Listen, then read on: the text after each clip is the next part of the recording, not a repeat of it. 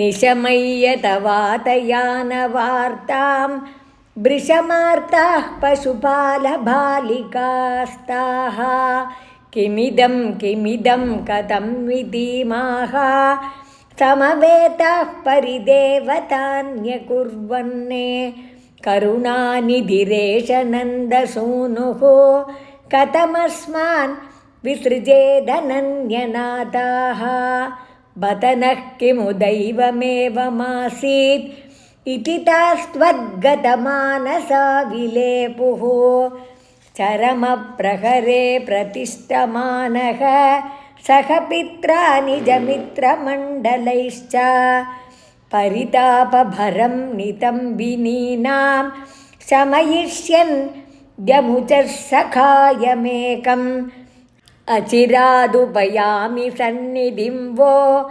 भविता साधुमयैव सङ्गमश्रीः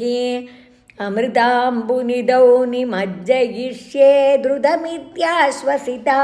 वधूरकार्षीः सविषादभरं सयाञ्चमुच्चैः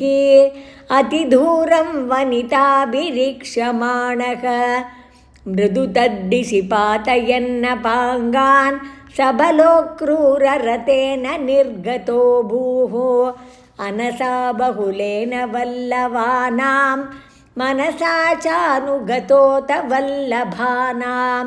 वनमार्तमृगं विषण्णवृक्षं समतीतो यमुनातटी मयासीः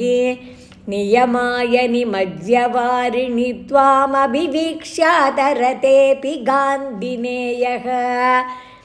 विवशो जनिकिन्विदं विभोस्ते ननु चित्रं त्ववलोकनं समन्तात् पुनरेष निमज्य पुण्यशाली पुरुषं त्वां परमं भुजङ्गभोगे अरिकम्बुगदाम्बुजैः स्फुरन्तं सुरसिद्धौगपरीतमालुलोके सतदा परमात्मसौख्यसिन्धौ विनिमग्नः प्रणुवन् प्रकारभेदैः अविलोक्य पुनश्च हर्षसिन्धोरनुवृत्त्या पुलकावृतो ययौ त्वां किमु शीतलिमा महाञ्जले यद् पुलकोऽसाविति चोदितेन तेन अतिहर्षनिरुत्तरेण सार्धं रथवासी पवनेश पाहि मां त्वं श्रीहरये नमः। गोपिका